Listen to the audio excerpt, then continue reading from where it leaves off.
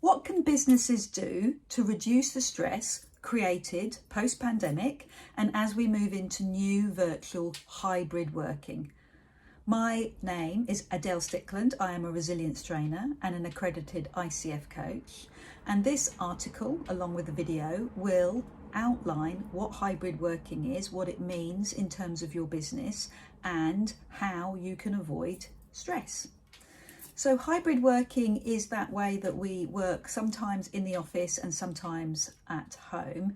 And the biggest problem that employees have come up with hybrid working is that sense of loneliness, that reduced ability to be creative, the management of walking around and having a conversation with people is highly missed in a hybrid working environment, working remotely. So how can we bring it together? How can we bring companies, businesses, communities and teams together?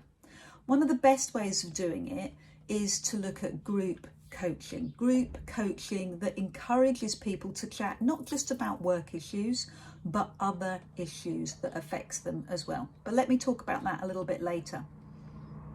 Let's discuss quickly some of the advantages of hybrid working for the business. Well, the first one is quite obvious. There's going to be a reduced office cost. There's not going to be so many people in the office at the same time. Therefore, savings are going to be made on the office. Fantastic. Okay.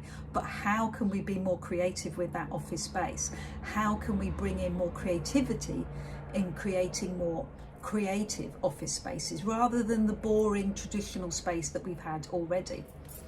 There is less of a feeling on collaboration when we're working virtually, so the office space has actually got to work harder. One of the other advantages for a business of virtual working is we've got no commute and therefore more productivity. That's not actually the reality. McKinsey reporting is that something like 78% of people working from home are feeling that sense of loneliness, lack of collaboration, and not able to relate to work issues in the home environment, meaning that they are increasing their stress. So how can we improve on collaboration and community building?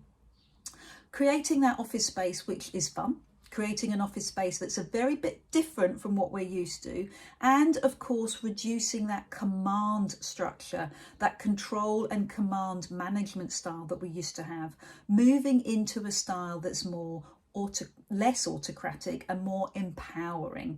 Self-autonomy is the way to keep employees productive, happy, reduced sick days, increased productivity, all that great thing. So how can we create engagement when we're working in a hybrid environment?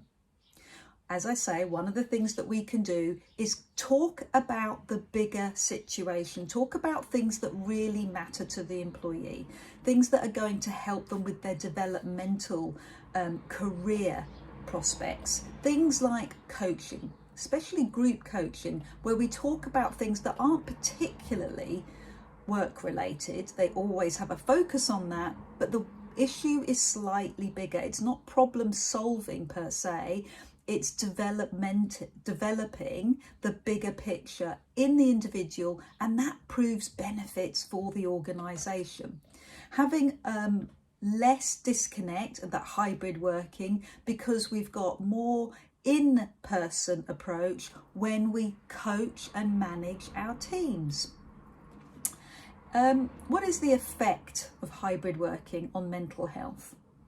Well, the reports are showing us quite clearly that working away from the office is actually reducing job satisfaction. We can't get to the end of our day. The tick box or the to-do list is constant. There's never an off switch. We're always drawn back to our desk. So making sure that there's clear boundaries, not only for management, but also for employees, is going to help reduce stress. The other big issue is how it affects the team. This is something that I refer to as team resilience. It's the interpersonal relationship skills that are going to become more and more affected the further we are away from the office, when we don't have that natural conversation with employees, what they call the water cooler experience. talking around the water cooler, having those tea making is probably more apt. Making tea in the office and having those occasional chats which give you those aha moments. So creating an environment or a culture that allows us to have those tea moments or water cooler moments involves creating more of a coaching culture, more of a flatter structure, less hierarchy, more autonomy, more effectiveness in your own role. And that has to come from the employee. It has to feel that they are doing a great job, highly motivated, getting the resources they want, and they have that personal development behind them.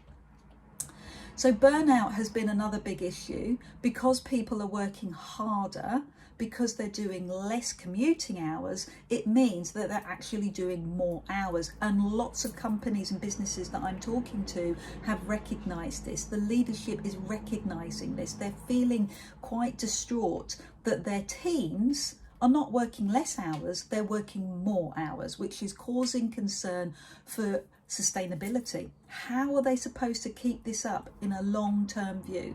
It's just not going to work. So that has a knock-on effect. If people aren't feeling supported, then employee attrition becomes an issue, and it costs what, £30,000 to replace an employee, especially a key employee. So it's much better to make sure that that employee is involved in the conversation, open dialogue. So here's some of the things that we can do to create a great, open, happy, hybrid structure. Agenda-free time. What? Yes. So a conversation that has development, personal development at the key of it, but not driving a work solution, not driving a problem that we have at work, but looking at the bigger agenda, looking at how that individual is coping, what they need from their job and what they want from their career. That is the hook, especially for millennials. That's what's going to keep our employees, our teams happy. Open communication, I've said it before, truly important for team so that they feel heard, but also that they feel understood. And that takes a particular type of leader, a leader that is well versed in coaching skills, empathetic listening that helps that employee to feel heard and problem solve on their own. Feeling included is a huge advantage of a coaching culture. Team building, even when there's a distance, because the team feels that it's part of the solution.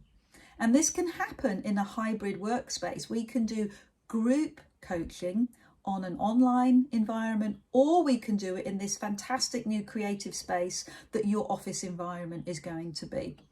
So one of the best solutions that we've heard that we're working through is that group coaching practice, that team resilience, where we get everybody on board, we find out what they want in terms of their development, in terms of their personal development, their work development, and that will keep teams engaged, keep them productive, and keep them retained within the business. Next steps. What's your next steps? Well, if your organisation is looking to incorporate a coaching program, a group coaching programs, then reach out. My name is Adele Stickland. I'm a resilience trainer and an accredited coach, and I would be delighted to find out where you are now, where your business is at the moment, what you need, and how you can move forward. Thanks for listening.